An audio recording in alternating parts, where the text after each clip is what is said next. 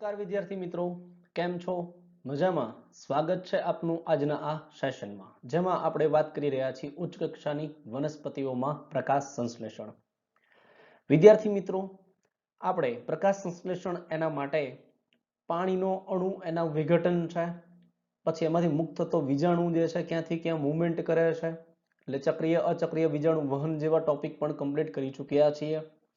ત્યારબાદ અગત્યનો ટોપિક જે કહી શકાય કેમિઓસ્મોટિક થિયરી જે છે કે ભાઈ એટીપી બને છે તો કેવી રીતે બને છે એની પણ ચર્ચા કરી ચૂક્યા છીએ. તો મિત્રો આ બધી ચર્ચા જે છે કમ્પ્લીટ થયા બાદ હવે આપણે ત્યાં સુધી પહોંચીએ છીએ કે જેમાં કહી શકાય કે ભાઈ આ આખી પ્રક્રિયામાં જે આપણે લાસ્ટ જોયું હતું એટીપી અને NADPH જે છે એ બને છે તો એનો ઉપયોગ ક્યાં થાય. એટલે અહીંયા આજનો આપણો ટોપિક જે છે ટાઇટલ જે છે શું છે તો કે આ જે નિર્માણ પામેલ એટીપી અને એ ઉપરાંત નિર્માણ પામેલ NADPH જે છે ક્યાં ઉપયોગમાં આવે છે. હવે ખરેખર તો મિત્રો એવું છે ક્યાં ઉપયોગમાં આવે એવું નહીં પણ કેવી રીતે ઉપયોગમાં આવે છે ને એ અગત્યનું બનશે.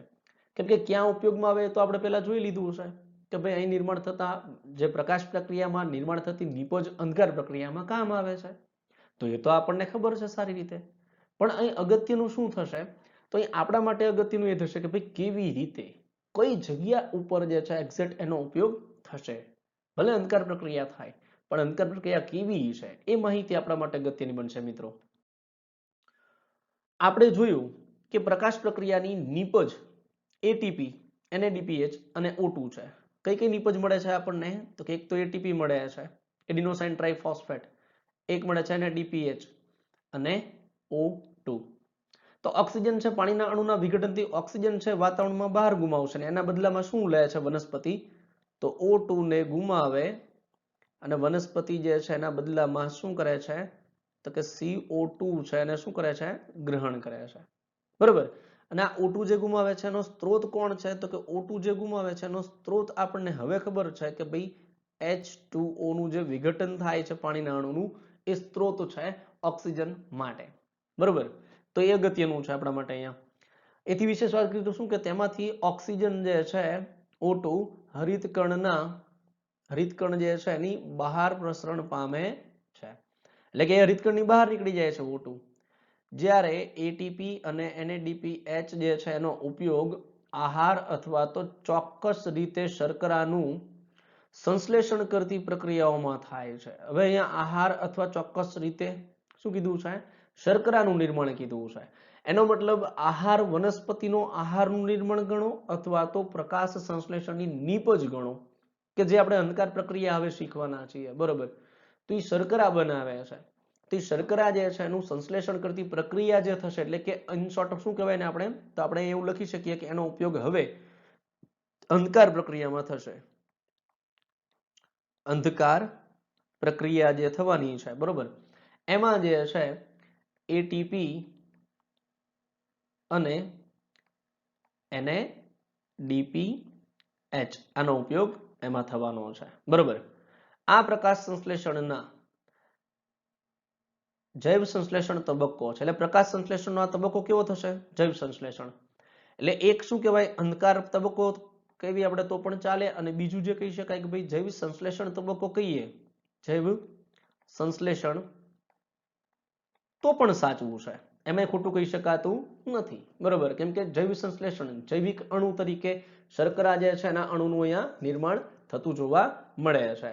તો એના માટે આપણે ખોટું ના કહી શકીએ એ પણ સાચું છે. તો જૈવ સંશ્લેષણ તબક્કો કહો તો પણ ચાલશે અને એને જ આપણે જે છે અંધકાર પ્રક્રિયા કહીએ તો પણ એ વ્યાજબી છે. એમાં કંઈ ખોટું નથી. આ પ્રક્રિયા સીધી રીતે જે છે પ્રકાશ પર નિર્ભર હોતી નથી. કેમ? કારણ કે કઈ પ્રક્રિયા છે અંધકાર પ્રક્રિયા છે મિત્રો. પ્રકાશ પ્રક્રિયા જે છે એની સીધી જ કહી શકાય કે અસર જે છે પ્રકાશ ઉપર આધારિત છે. એટલે કે પ્રકાશ પ્રક્રિયા જે છે પ્રકાશ ઉપર આધારિત છે પણ અંધકાર પ્રક્રિયા છે એ પ્રકાશ પ્રક્રિયાની નીપજ ઉપર આધારિત છે. તો સીધી રીતે પ્રકાશ સાથે એને સીધો સંબંધ નથી પણ પરોક્ષ સંબંધ અથવા તો આડકતરી રીતે સંબંધ છે. એટલે શું કહે છે કે પ્રકાશ પર નિર્ભર હોતી નથી પણ તે CO2 અને H2O ઉપરાંત પ્રકાશ પ્રક્રિયાની ઉત્પાદનો બરોબર એટલે કે નીપજો પર આધારિત હોય છે. એટલે એની અંદર CO2 છે H2O છે ઉપરાંત જે છે એ પ્રકાશ પ્રક્રિયાની જે નિપજ છે કઈ તો કે એટીપી અને NADPH પર આધારિત હોય છે. તમને કદાચ એ આશ્ચર્ય થશે કે આવું પરીક્ષણ કેવી રીતે કરી શકાય. તે ખૂબ જ સરળ છે. પ્રકાશની પ્રાપ્યતા અટકાવતા જૈવ સંશ્લેષણ પ્રક્રિયા થોડોક સમય સુધી ચાલુ રહે છે, પરંતુ ત્યારબાદ તે બંધ થઈ જાય છે. જો ફરીથી પ્રકાશ આપવામાં આવે તો તે પુનઃ શરૂ થાય છે. એનો મતલબ શું છે મિત્રો? કે આ બાબત જે છે ને ખબર કેમ પડે એનું કારણ છે કે આ પ્રક્રિયા ખરેખર થાય છે ક્યાં? તો આપણે એવું કહીએ કે ભાઈ વનસ્પતિ જે છે એ વનસ્પતિના પર્ણની મધ્યપર્ણ પેશી, મધ્યપર્ણ પેશી છે એનો મધ્યપર્ણ પેશી કોષ, અને મધ્યપર્ણ પેશી કોષ જે છે મિત્રો એ કોષની અંદર હરિતકણ, અને હરિતકણ જે આપણે વાત કરીએ તો હરિતકણ જે છે એની અંદર જે છે આ પ્રક્રિયા ખરેખર થાય છે, અને એમાં પણ સમવિભાજન છે કે જે ગ્રાના પટલમય તંત્ર છે એમાં પ્રકાશ પ્રક્રિયા, અને એ પ્રક્રિયાની કંઈક નીપજ મળે, અને એ નીપજ શું મળે છે તો કે એટીપી અને ડીપીએચ, બરોબર. અને એનો ઉપયોગ થઈને જે કહી શકાય સ્ટ્રોમા છે, આધારક છે, એની અંદર જે છે અંધકાર પ્રક્રિયા હવે થવાની છે. પણ એ ખબર કેમ પડશે સર આપણને? તો એના માટેનું જે ચોકસાઈથી કહી શકાય કે એ સરળ બાબત શું છે કે પ્રકાશની પ્રાપ્યતા અટકાવતા જૈવ સંશ્લેષણ પ્રક્રિયા થોડોક સમય સુધી ચાલુ રહે છે, પરંતુ ત્યારબાદ બંધ થઈ જાય. એનો મતલબ એવો કે પ્રશ્ન કેવો થાય સાહજિક કે જો સર અંધકાર પ્રક્રિયા છે એ પ્રકાશ પ્રક્રિયાની નિપજ ઉપર આધારિત હોય તો એને પ્રકાશની જરૂર ના હોવી જોઈએ, એની નિપજની જરૂર છે. પણ મિત્રો અહીંયા સમજવા જેવું શું છે કે પ્રકાશની પ્રાપ્તિ હોય તો એ પ્રકાશને કારણે પ્રકાશ પ્રક્રિયા થાય, અને જેવી પ્રકાશ પ્રક્રિયા થઈ તો પ્રકાશ પ્રક્રિયાને કારણે જે છે અંધકાર પ્રક્રિયા થશે, કારણ કે પ્રકાશ પ્રક્રિયાની નિપજ મળી. હવે તમે જો એ છોડ જે છે ને પ્રકાશ જે છે એનાથી અવરોધ એટલે કે પ્રકાશથી દૂર રાખો, અંધારામાં મૂકી દો, તો શું થશે? તો થોડોક સમય માટે જૈવ સંશ્લેષણ તબક્કો ચાલુ રહેશે, કારણ કે પ્રકાશની હાજરીમાં જે પ્રકાશ પ્રક્રિયાની નિપજ ઓલરેડી બનેલી છે, દાખલા તરીકે 10 એટીપી 10 NADPH બનેલા છે, તો એ વપરાઈ ન જાય ત્યાં સુધી જૈવ સંશ્લેષણ તબક્કો ચાલુ રહેશે, અને જેવું એટીપી અને ડીપીએચ વપરાઈ જાય તરત જ જૈવ સંશ્લેષણ તબક્કો પૂરો થઈ જશે, એટલે કે બંધ થઈ જશે. તો એ બંધ થવા પાછળનું કારણ શું? પ્રકાશની ગેરહાજરી. તો આમ કહી શકાય કે પ્રકાશની હાજરી પ્રકાશ સંશ્લેષણની પ્રક્રિયા માટે ખૂબ જ મહત્વની છે. અને જેવો પ્રકાશ આપવામાં આવશે ફરીથી તો આ ચક્ર જે છે એનું પુનઃ શરૂ થઈ જશે, એટલે પ્રકાશ સંશ્લેષણ ફરીથી શરૂઆત થઈ જતી જોવા મળે છે. આમ જૈવ સંશ્લેષણને અંધકાર પ્રક્રિયા એટલે કે ડાર્ક રિએક્શન કહેવું શું ખોટું છે? તમારા મિત્રો જોડે તેની ચર્ચા કરો. એટલે કે એને જૈવ સંશ્લેષણ તબક્કો આપણે કહીશું તો પણ એ કેવું છે? સાચું છે, એમાં કંઈ ખોટું નથી. અને એને જો આપણે અંધકાર પ્રક્રિયા જે છે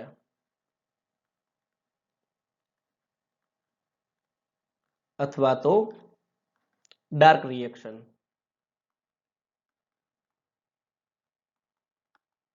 આ કહીએ તો પણ સાચું, કારણ કે એ કહી શકાય કે ભાઈ પ્રકાશ ઉપર આધીન નથી, પણ પ્રકાશ પ્રક્રિયાની નિપજો જે છે એની ઉપર આધારિત છે.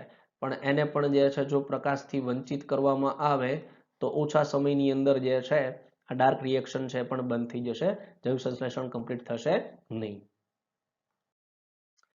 હવે આગળ જોઈએ મિત્રો તો શું કહે છે કે હવે જોઈએ કે જૈવ સંશ્લેષણ તબક્કામાં એટીપી અને NADPH નો ઉપયોગ કેવી રીતે થાય છે. જો મેં કીધું ને ક્યાં થાય છે ને પણ કેવી રીતે થાય છે એ આપણા માટે અગત્યનું હોવું જોઈએ. ક્યાં થાય છે તો ખબર છે કે પ્રકાશ પ્રક્રિયાની નિપજ છે એનો ઉપયોગ અંધકાર પ્રક્રિયામાં થાય છે, પણ કેવી રીતે? આપણે પહેલા જોયેલું છે કે H2O ની સાથે CO2 સંકળાઈને CH2O N જે છે અથવા તો શર્કરા જે છે ઉત્પન્ન કરે છે. આવું આપણે આગળ જોઈ ગયા છીએ, જે સરળ પ્રયોગો જોયા હતા એની અંદર આપણે આ બધું જોયું હતું, હિલ રિએક્શન ને જે કંઈ માહિતી આપણે લીધી છે, બરોબર, એમાં ખ્યાલ છે. વૈજ્ઞાનિકોની ઉત્સુકતાથી તેઓએ એ શોધ્યું કે આ પ્રક્રિયા કેવી રીતે પૂર્ણ થાય છે, અથવા તો એ જાણવું જોઈએ કે CO2 છે એનો પ્રક્રિયામાં પ્રવેશ થવાને લીધે અથવા તેનું સ્થાપન થવાને લીધે પહેલી નિપજ કઈ બને છે. એનો મતલબ શું મિત્રો? કે CO2 જે છે એ ખાસ સમજવા જેવું આપણા માટે શું બની જાય જરાક જોઈએ. માનો કે વનસ્પતિ છે, તો વનસ્પતિની અંદર વિદ્યાર્થી મિત્રો જ્યારે કાર્બન ડાયોક્સાઇડ જે છે આ CO2 જે છે એ દાખલ થાય છે, બરોબર, અને એના બદલામાં જે કહી શકાય કે ભાઈ ઓક્સિજનનો જે અણુ છે, ઓક્સિજનનો અણુ છે એ મુક્ત થાય છે. તો આ CO2 જે છે અંદર તરફ જાય, તો અંદર તરફ જઈ અને એ પ્રથમ કોની સાથે જોડાય, અથવા એ પ્રથમ કઈ નિપજ બનાવે, આ પ્રશ્નાર્થ ચિહ્ન છે. તો એ જોવું અગત્યનું છે, કેમ કે જેની સાથે જોડાશે એ નિપજ બનાવશે. ખ્યાલ આવે છે? તો એ પ્રથમ નિપજ જે છે એ કઈ બને છે એ વૈજ્ઞાનિકો માટે ઉત્સુકતાની બાબત થઈ, અને એ લોકોએ જે છે અલગ અલગ પ્રયોગ કરી અને આ બાબતને કમ્પ્લીટ પાર પાડી દીધી, એટલે કે એની સમજણ કમ્પ્લીટ કરી. તો શું કહે છે એના માટે કે ભાઈ દ્વિતીય વિશ્વયુદ્ધ જે છે એ દરમિયાન, દ્વિતીય વિશ્વયુદ્ધ દરમિયાન જે છે એના થોડાક સમય પછી, એટલે કે યુદ્ધ જે છે એના થોડાક સમય પછી લાભદાયી ઉપયોગ માટે રેડિયો આઇસોટોપ્સ જે છે એનો ઉપયોગ કરી અને પ્રયત્ન કરાયો હતો, જેમાં અગત્યનું છે મેલ્વિન કેલ્વિનનું કાર્ય વખાણવા લાયક હતું. મેલ્વિન કેલ્વિન જે છે, અને એના જ નામ ઉપરથી હવે જે આપણે ભણવાના છીએ અને આગળ પણ એક વખત મેં એનો ઉલ્લેખ કરી દીધો છે, કેલ્વિન ચક્ર, બરોબર. તો આ જે છે મેલ્વિન કેલ્વિન જે છે એનું કાર્ય ખૂબ અગત્યનું હતું દ્વિતીય વિશ્વયુદ્ધ પછીના સમયમાં, કે જેણે જે છે રેડિયો આઇસોટોપ્સ જે છે એનો ઉપયોગ કરીને પ્રયત્ન કર્યો હતો. તેઓએ શું કર્યું હતું કે તેઓએ રેડિયો એક્ટિવ C14 કાર્બન જે છે 14 જે છે, બરોબર, એનો ઉપયોગ કરી લીલમાં પ્રકાશ સંશ્લેષણનો અભ્યાસ કર્યો અને સંશોધન કર્યું કે CO2 ના સ્થાપનથી નિપજ તરીકે એક 3 કાર્બન પરમાણુ યુક્ત કાર્બનિક એસિડ ઉત્પન્ન થાય છે. તેની સાથે તેમણે સંપૂર્ણ જૈવ સંશ્લેષણ પરિપથ જે છે એના સંશોધનમાં પણ યોગદાન આપ્યું. હવે મિત્રો એ અગત્યનું શું બનશે જોજો જરાક, આપણે જોઈએ કે ભાઈ શું હશે રેડિયો આઇસોટોપ્સ, બરોબર. તો એ કેવું થાય છે કે હમણાં જેમ આપણે વાત કરીએ એમ કે ભાઈ ચલો આ વનસ્પતિ છે, હવે આ વનસ્પતિની અંદર જે છે એવું કહેવાય કે ભાઈ કાર્બન જે છે આ CO2 કાર્બન ડાયોક્સાઇડ છે, બરોબર. તો એ જે છે આપણે શું કહી દઈએ એને CO2 નો અણુ. હવે આ અણુ જ્યારે વનસ્પતિમાં અંદર દાખલ થાય તો એ અણુ જે છે એને શું કરી દીધું, રેડિયો લેબલ કરી દીધું, રેડિયો એક્ટિવ કાર્બન છે એનો ઉપયોગ કરીને. એટલે એનો મતલબ શું થાય ખબર છે કે દાખલા તરીકે એક વસ્તુ સમજો, એ ઉદાહરણ આપી સમજાવી દઉં તમને, આગળ પણ ક્યાંક ને ક્યાંક આ મેં ઉલ્લેખ કરેલો હોય પણ રિપીટ કરીએ કે દાખલા તરીકે આ 1 2 3 આવા 3 નાના નાના જે છે ને લોખંડના છરા તમારી જોડે છે બ્લુ કલરના, અને હું તમને 3 બીજા છરા આપું છું કે મારા છરા જે છે તમારી જોડે સાચવું, તમે એને મિક્સ કરી દો છો, ભેગા કરી દો છો. હવે 3 મહિના પછી હું કહું છું કે મેં આપેલા છરા પાછા આપો, તો તમે આમાંથી કોઈ પણ 3 આપવાના, કેમ કે બધાના કલર સરખા છે, એને અલગ કરી શકાતા નથી. એટલે એમાંથી તમે જે છે કોઈ પણ 3 મને આપી દેશો, બરોબર. પણ હું કહું ના એવું નહીં, 6 માંથી મારા જે મેં આપેલા ને એ જ મને પાછા જોઈએ. હવે એ તો કેમ સાહેબ ખબર પડે, બધા એક સરખા છે તો ખબર નહીં પડે. પણ એવું બને કે જ્યારે હું તમને જે છે માનો કે તમારા 3 જે છે લોઢા જે છે લોખંડ જે છે એના છરા જે છે નાના નાના, બરોબર, એ તમારા છરાનો જે કલર છે એનાથી હું તમને જે આપું છું એ કલર જે છે મારા છરા જેને અલગ કલરના છે, એ અલગ કલરના છે, અને તમને આપું છું, બરોબર. તમે એને મિક્સ કરી દીધા હશે. કદાચ 3 મહિના પછી ને મિત્રો, 1 વર્ષ 2 વર્ષ 3 વર્ષ પછી પણ હું એમ કહું ને કે મને મેં આપેલા 3 છરા પાછા આપો, તમે તરત જ એ ગોતીને આપશો કે સર આ જે પીળા કલરના હતા એ તમારા હતા અને બ્લુ કલરના મારા હતા. તરત એ જડી જશે. કેમ? કારણ કે આપણે શું કરી દીધું છે એને લેબલ કહેવાય, એટલે કે નિશાન, બરોબર. કોઈ નિશાની હોવી જોઈએ, કોઈ ઇન્ડિકેશન હોવું જોઈએ, કોઈ ટિક માર્ક કરેલું હોય, આપણે કહીએ ને બુકમાં લખી મોસ્ટ IMP, આપણે ખ્યાલ આવે કે આ અગત્યનું છે, બરોબર. તો અહીં શું કરે છે કે જે કાર્બન અંદર તરફ જાય છે ને એ કાર્બન છે એને શું કરી દીધું, રેડિયો લેબલ કરી દીધું. તો હવે એ કહી શકાય કે રેડિયો એક્ટિવ આઇસોટોપ્સ જે છે એટલા માટે શું થશે, તો આ કાર્બન જ્યાં જ્યાં જોડાશે ને ત્યાં ખબર પડશે કે કાર્બન કોની સાથે જોડાય છે. તો અહીં જોવા શું મળે છે મિત્રો કે કાર્બન જે છે આ કાર્બન એ શું થાય છે તો કે એ કાર્બન 3 કાર્બન યુક્ત રચના જે છે, 3 કાર્બન યુક્ત એક રચના જોવા મળે છે, બરોબર, અને એની સાથે જે છે જોડાયેલ જોવા મળે છે. 3 કાર્બન યુક્ત રચના જોજો. તો 3 કાર્બન યુક્ત જે છે એ શું મળે છે? તો કે 3 કાર્બન યુક્ત કાર્બનિક એસિડ, 3 કાર્બન પરમાણુ યુક્ત કાર્બનિક એસિડ ઉત્પન્ન થાય છે. અને તેની સાથે જ તમને સંપૂર્ણ જૈવ સંશ્લેષણ આખો પરિપથ છે અને સંશોધનમાં પણ યોગદાન આપેલું છે. તો હવે ખબર પડે છે કે જે કાર્બન 12 થી અંદર દાખલ કરી કંઈક 3 કાર્બન યુક્ત રચના બને છે, એની સાથે જોડાય છે. તો પ્રથમ નિપજ કેવી છે? 3 કાર્બન યુક્ત. આ શું મળે છે? પ્રથમ નિપજ. પણ ક્યારે? તો કે CO2 ના સ્થાપનથી. CO2 નું સ્થાપન થયું એટલે પહેલી નિપજ કઈ મળી ગઈ? 3 કાર્બન યુક્ત મળે છે. યાદ રાખવાનું અગત્યનું છે અહીંયા, બરોબર. આગળ જોઈએ.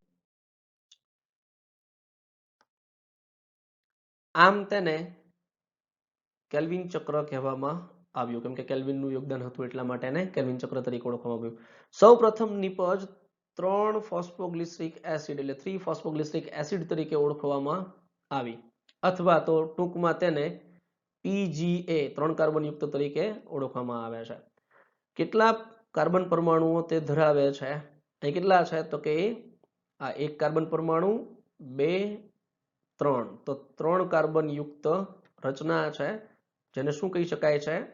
PGA એટલે કે ફોસ્ફોગ્લિસરિક એસિડ, બરોબર. આગળ જોઈએ. હવે વૈજ્ઞાનિકોએ એ જાણવાનો પ્રયત્ન કર્યો કે શું બધી જ વનસ્પતિઓ CO2 જે છે એનું સ્થાપન કર્યા પછી પહેલી નિપજ PGA જ બનાવે છે, કે પછી અન્ય વનસ્પતિઓમાં કોઈ બીજી નિપજ છે એનું નિર્માણ થતું હશે? પ્રશ્ન અગત્યનો છે કે અહીંયા નિદર્શન થયું એવું કેલ્વિન દ્વારા કે કાર્બન ડાયોક્સાઇડ જે છે જેવું વનસ્પતિ ગ્રહણ કરે છે તો પહેલી નિપજ 3 કાર્બન યુક્ત બનાવે છે, ફોસ્ફોગ્લિસરિક એસિડ, બરોબર, PGA નો અણુ બને છે. પણ શું બધી જ વનસ્પતિની અંદર જે છે આવું થતું હશે? એના માટે વૈજ્ઞાનિકોને પ્રશ્ન ઉત્પન્ન થયો. અને જો કદાચ બધામાં આવું ન થાય તો અલગ વનસ્પતિમાં પહેલી નિપજ કઈ બનતી હશે? PGA સિવાયની, 3 કાર્બન જે છે એના સિવાયની, બરોબર. તો શું કહે છે આગળ? અન્ય વનસ્પતિ સમૂહોમાં વ્યાપક સંશોધન કરવામાં આવ્યું, જ્યાં CO2 નું સ્થાપન થયા પછી પહેલી સ્થાયી નિપજ પુનઃ એટલે કે ફરી વખત એક કાર્બનિક એસિડ જ હતો, જેમાં કાર્બનના પરમાણુ કેટલા હતા? 4 હતા. એનો મતલબ હવે જે મળે છે, બરોબર, નિપજ એમાં 1, 2, 3, 4. તો આ જે નિપજ મળે કઈ મળે છે? 4 કાર્બન યુક્ત, બરોબર.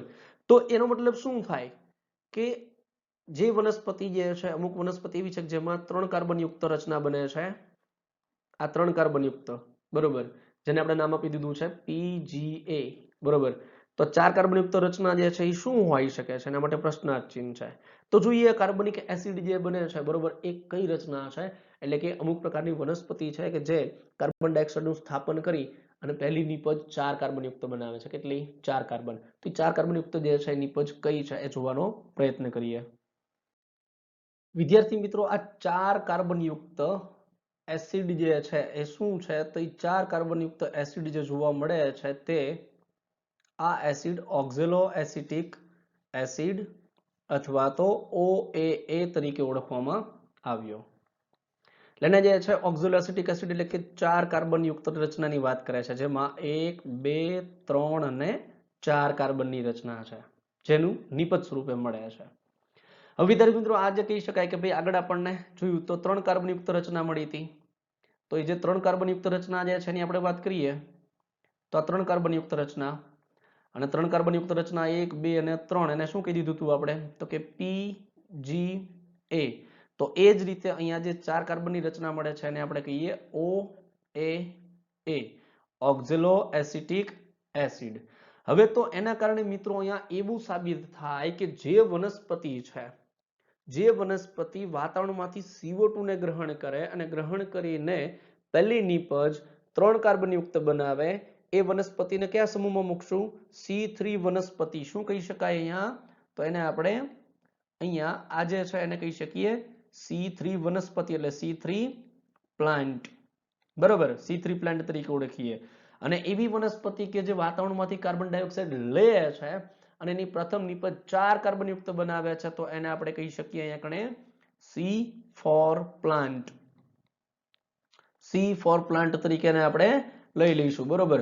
તો આમ જે છે C3 અને C4 એમ બે વનસ્પતિના જૂથ આપણે અહીંયા અલગ અલગ કરી શકીએ છીએ. તો વિદ્યાર્થી મિત્રો અહીંયા જે આગળ આપણે વાત કરીએ તો કે ત્યાર પછીથી એટલે કે આ બાબત ખબર પડી કે 4 કાર્બન યુક્ત કાર્બનિક એસિડ ઓક્ઝેલો એસિટિક એસિડ છે, ત્યાર પછીથી પ્રકાશ સંશ્લેષણ દરમિયાન CO2 ના સ્વાંગીકરણ કે પરિપાચન મુખ્ય બે પ્રકારે થાય છે. એને ગ્રહણ કરવાની જે પ્રક્રિયા છે બે પ્રકારે થાય છે એમ કહી શકાય છે. હવે એ બે પ્રકાર કયા કયા છે? તો એવું કહે છે કે ભાઈ જે વનસ્પતિઓમાં CO2 નું સ્થાપન થયા પછી પહેલી નીપજ C3 એટલે કે એસિડ PGA ની હતી તેમને C3 પરિપથ તરીકે ઓળખવાનું અને C3 વનસ્પતિ તરીકે. જેમની પ્રથમ નીપજ C4 એસિડ હોય અથવા તો ઓક્ઝેલો એસિટિક એસિડ જે છે હતી તેને C4 પરિપથ તરીકે કહે છે. તો આમ જે છે એ C4 પરિપથ અને C3 પરિપથ. તો અહીં આપણને બે પરિપથ જાણવા મળે છે. આ બંને સમૂહોની વનસ્પતિઓમાં અન્ય આનુષંગિક લાક્ષણિકતાઓ પણ હોય છે જેની ચર્ચા આપણે પછી એટલે કે આગળ ચેપ્ટરમાં કરવાની.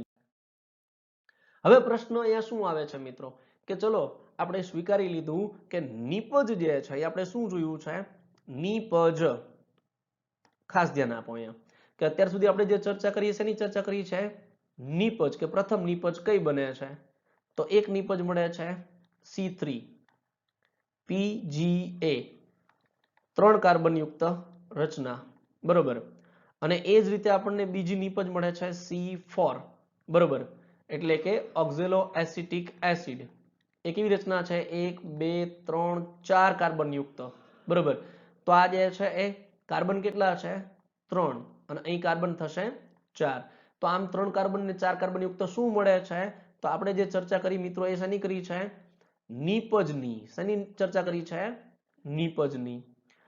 પણ પ્રશ્ન એ છે કે આ તો નીપજ તો મળે છે, ચલો, પણ જે કાર્બન જે છે વનસ્પતિ જે કાર્બનને ગ્રહણ કરે છે, બરોબર, એ કાર્બન છે એનો પ્રાથમિક ગ્રાહક કોણ છે? એટલે કે એને જે કહેવાય the primary acceptor of CO2. તો વનસ્પતિની અંદર વિદ્યાર્થી મિત્રો CO2 છે એની એન્ટ્રી થાય તો આ CO2 ને સ્વીકારે કોણ? એને સ્વીકારનાર કોણ છે? અહીંયા પ્રશ્ન છે. તો એનો મતલબ એને સાથે જોડાવાય અથવા એનો ગ્રાહક કહી શકાય અથવા તો પ્રથમ એને સ્વીકારનાર કહી શકાય. તો અહીંયા જે છે CO2 છે એનો સ્વીકારનાર કોણ છે? તો અહીંયા પ્રશ્નાર્થ ચિહ્ન છે, એ હવે આપણે જોવાનું છે. તો જોઈએ કોણ છે એનો સ્વીકારનાર અથવા તો પ્રથમ ગ્રાહક. ચાલો હવે આપણે આપણી જાતને જ પ્રશ્ન પૂછીએ જેવી રીતે તે વૈજ્ઞાનિકો દ્વારા પૂછાયેલો હતો કે જેઓ અંધકાર પ્રક્રિયાને સમજવા માટે સંઘર્ષ કરી રહ્યા હતા. તે અણુમાં CO2 નું ગ્રહણ એટલે કે સ્થાપન કર્યા પછી કેટલા કાર્બન પરમાણુઓ ધરાવે છે? PGA ના સ્વરૂપમાં 3 કાર્બન પરમાણુઓ ધરાવતો હશે. અગત્યનું છે મિત્રો, વિચારવા જેવું છે. શું કહે છે કે વૈજ્ઞાનિકો દ્વારા જે પૂછવામાં આવેલા પ્રશ્ન હતા ને એવા આપણને પણ પ્રશ્ન થાય આપણી જાતને પૂછવા જોઈએ કે અંધકાર પ્રક્રિયાને સમજવા માટે સંઘર્ષ જે કરતા હતા વૈજ્ઞાનિકો, બરોબર, કે તે અણુમાં જોજો તે અણુમાં CO2 નું ગ્રહણ એટલે કે સ્થાપન કર્યા પછી કેટલા કાર્બન પરમાણુઓ ધરાવે છે. એટલે એનો મતલબ શું છે કે એવું બનતું હશે મિત્રો અહીંયા કે અહીંયા આપણે એક પહેલી કન્ડિશન આપણે લઈએ, ફર્સ્ટ પ્રાયોરિટી એવી લઈએ કે આ વાતાવરણમાંથી CO2 નો અણુ છે, બરોબર.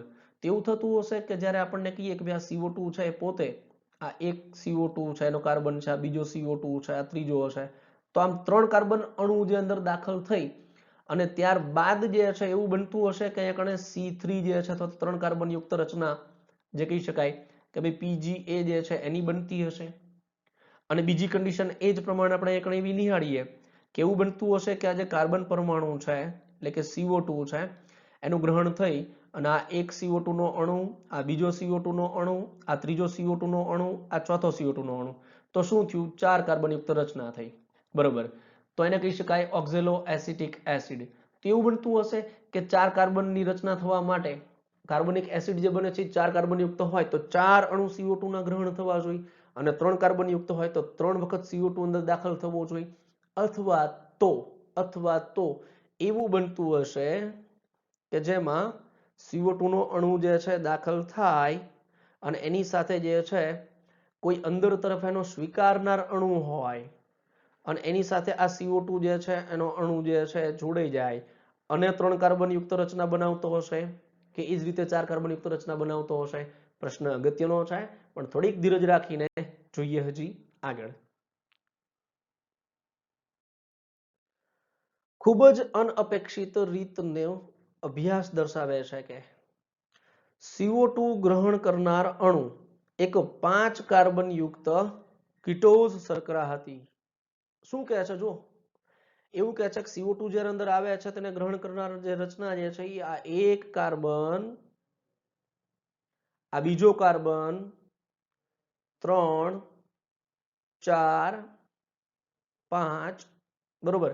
તો 5 કાર્બન યુક્ત જે છે એ શું છે અહીંયા? તો કે કીટોઝ રચના છે, કીટોઝ શર્કરા છે.